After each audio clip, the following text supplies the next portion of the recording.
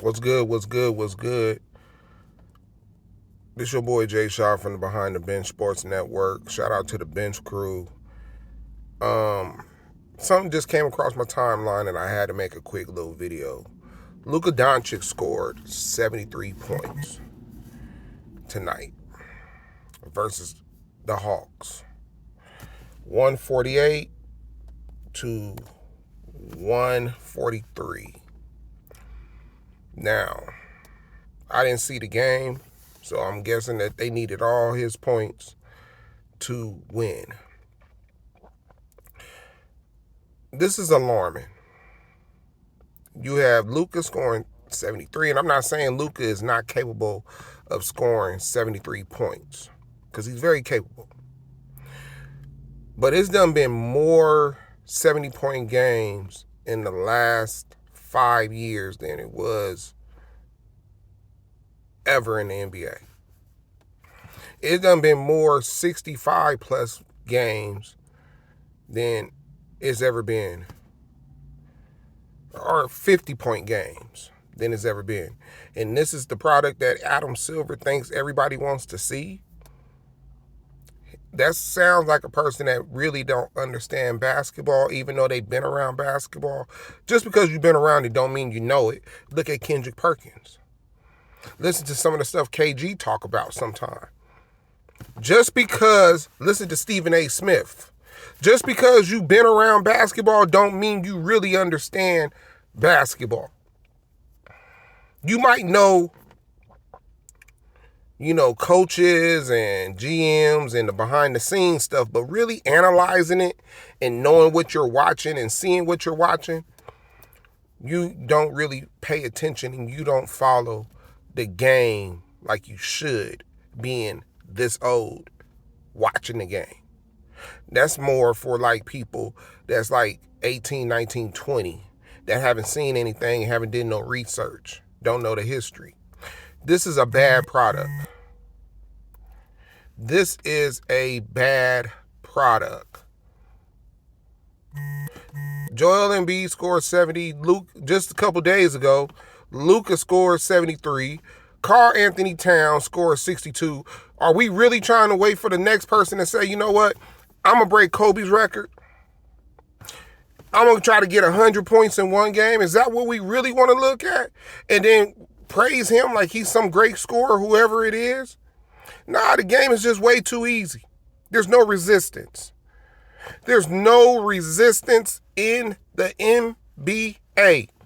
On top of that, you got Adam Silver force-feeding teams to the foul line and not allowing some teams to get to the foul line. The basketball is entertainment. It's not even competition. There's no competition in it. All-star games, and then people hold these records up like they mean something. When the game is a whole different type of game. It's the same thing in football. Y'all hold these quarterbacks up to a high standard like they played in the same era as a Joe Montana, a Dan Marino, a Warren Moon. People don't understand that the quarterback did not have a mic and he did not play with a mic in his head and he had to call all the plays. With occasionally a timeout when the coach would tell the quarterback to run maybe these next 5 plays. But the quarterback had to call the game, and this is one of the reasons why they looked down to black quarterbacks back then. Because they felt like the quarterback was not smart enough to call a game and remember the whole playbook, which is bogus, but hey, I'm just saying this is what they thought. That black quarterbacks was stupid. But now we look at this basketball league and we question a lot of stuff that we see and say, that was stupid. They had a fast break. Why would they all go to the 3-point line? When it was a 4-on-1, why they just didn't attack the rim? Why is certain players able to get to the free throw line because they're gyrating their bodies when they shoot like a Austin Reeves? or LeBron James? Why are they not holding the rules? Why they let these people, these cats, double dribble, travel? Why is the game so easy? Who wants to watch this product? Because this is not the product that I grew up watching and so many others. I'm 45 years old and this is terrible to watch. I'm not even interested to watching the All-Star game. What I'm interested in is just probably the three-point shootout. And it ain't because I'm a big three-point shootout person. You get the best three-point shooters in the three-point shootout. Used to be looking forward to the slam dunk competition. But now you get a lot of people that I don't know. You're getting people from the G League, and they might put on a show, but it ain't memorable because you don't see these guys play in the league. And if they do play in the league, they sitting on the bench. And if they do get in the game, they're terrible. So why do I have an interest of watching slam dunk competition? It'd be a whole lot of slam dunk competitions throughout the year on ESPN, on Fox Sports. Shoot, you catch a Sunday on USA, if they still is a USA, I'm not sure, and they'll have somebody doing a slam dunk competition. I don't sit up and say, oh, it's a slam dunk competition, let me sit up and watch this. Don't care. I don't care if a dude did a cartwheel in the air and dunked on two people. I'm going to forget about it. It might go viral and it might be talked about, but you're going to forget about it. Why? Because it ain't nobody memorable at the end of the day. So all these Joel Embiid, Luka Doncic, Karl Anthony Towns scoring all these big numbers, and anybody else from Dame Lillard to Devin Booker is not memorable. It's not memorable because the game is a lot easier. Maybe if it was harder, it'll be more memorable. If the game was harder, it'll be more memorable. If they was doing it against good teams, it'll be more memorable.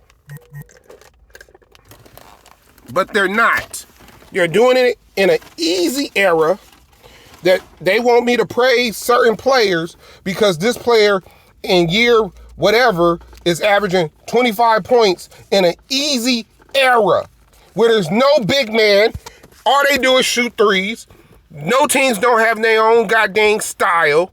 When it used to be like, you're going to face Utah, they're going to run that pick and roll. You're going to face the San Antonio Spurs, they're going to run this offense. You play against the Lakers, they're going to run this offense.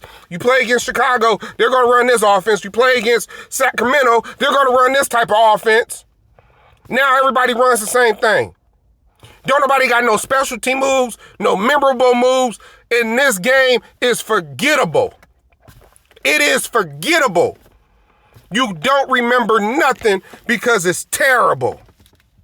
There's no rivalries. There's no real rivalries. All you remember is how bad a game was officiated and how bad it was called.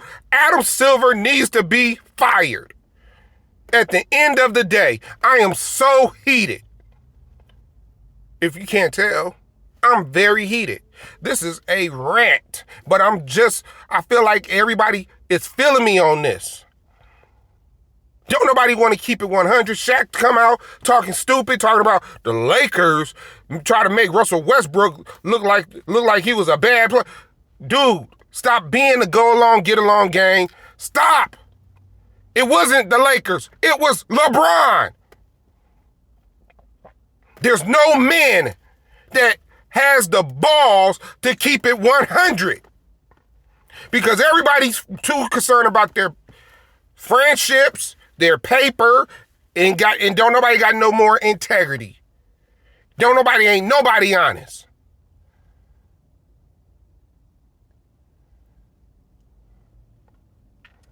I heard the realest thing about Gilbert Arenas, and I don't listen to him, and sometimes he says intelligent stuff, and sometimes he don't, and he talked about Doc Rivers. Why? And he talked about Doc Rivers don't win, even with the talent he has. Anybody can see it. But people on TV, since I work with him and I know him, I'm going to give him his flowers. Well, he won one championship. Anybody could have won one championship with those three players on the damn team. And it ain't like they was dominating going through the playoffs. They had a whole lot of game sevens versus bad teams. The Lakers should have beat them in that first round. First meeting. But this is a league that Adam Silver believes everybody wants to watch. No, it's what you want to watch. But us fans, us real ballers, us real fans, we don't want to watch it.